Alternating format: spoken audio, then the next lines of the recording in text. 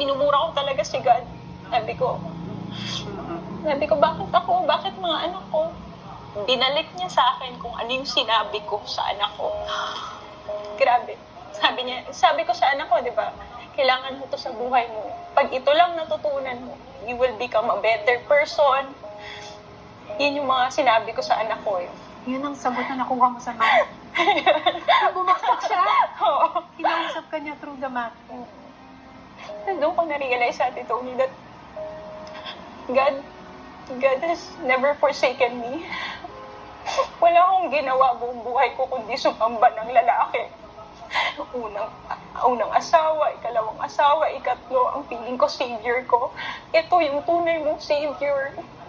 Sa pinaka-lowest mo, pinaka-mababa mo, sinasabi niya sa'yo, I just have to go through this. Tapos hindi ko siya hiningi. Minumura ko pa siya. Galit pa ako sa kanya. Do I deserve that? No, I deserve that love and forgiveness. Papatayin mo mga inosenteng bata. Patayin mo sila. Ganun ka ka-demonyo talaga. Pero God was there talking to me. Talking to me like a child. So, telling me to hold on. It's a process na kailangan mong pagdaanan. Nung nakita mo yung book, anong ginawa mo agad?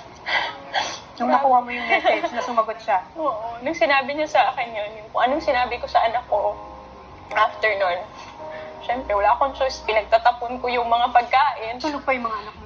Tulog pa sila, buti na lang. Pero grabe yung panic ko nung talaga. Papanik ako. Sabi ko, anong nangyayari sa akin? Papatayin ko yung mga anak ko. Diba sabi mo, strong ka? Diba sabi mo, ilalaban mo? Ano nangyari sa'yo? Ba't ganito ka nakababa? So, nababaliw ako noon. Tapos, ang mamahal nga nung set ko, tinapon ko siya lahat. Umangon ulit ako.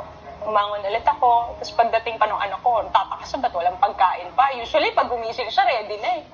Nag-sorry lang ako, ganyan. Tapos, kumain kami sa labas.